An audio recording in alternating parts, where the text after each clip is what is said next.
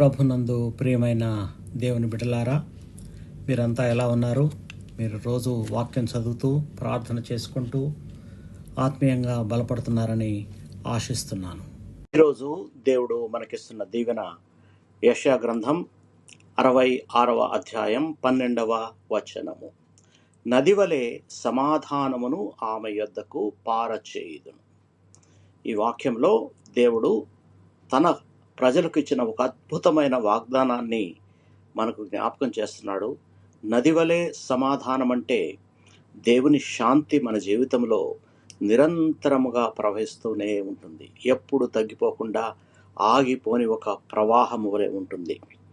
మన చుట్టూ దైనందిక సమస్యలు, కలతలు, ఆందోళన ఉన్నప్పటికీ కూడా దేవుని సమాధానం వాటిని మించి ప్రవహిస్తుంది. ఆ సమాధానం మనకు మన మనస్సును, హృదయాన్ని కాపాడుతుంది.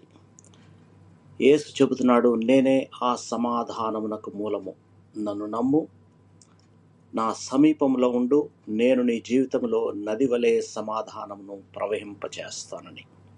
మనం చేయవలసిందల్లా ఒకటే, దేవుని సన్నిధిలో నిలకడగా ఉండడం, ఆయన వాక్యంలో విశ్వాసముగా నిలబడడం. అప్పుడు మన జీవితంలో ఆ నది వలె శాంతి ప్రవహిస్తుంది. కష్టముల మధ్య, బాధల మధ్య కూడా మన హృదయం ప్రశాంతంగా ఉంటుంది. ప్రార్థన చేసుకుందాం. మమ్మల్ని మిక్కిలిగా ప్రేమించిన మా ప్రియ పరలోకపు తండ్రి, ప్రభువా, మీ వాక్యంలో చెప్పినట్లు మా జీవితంలో నీ సమాధానాన్ని నది వలె ప్రవహింపచేయండి. మా హృదయంలోని భయములు, ఆందోళనను తొలగించండి.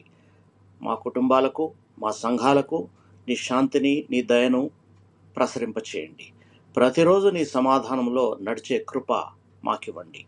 మా ప్రభు రక్షకుడైన యేసు నామంలో ప్రార్థించి వేడుకొనుచున్నాము తండ్రి, ఆమేన్. మీకెవరికైనా ప్రార్థన అవసరత ఉంటే నా వాట్సాప్ నెంబర్కి మీరు మెసేజ్ చేయండి. +965 94724454. దేవుడు మిమ్మల్ని సమృద్ధిగా ఆశీర్వదించి బలపరచునుగాక. ఆమేన్. God bless you all.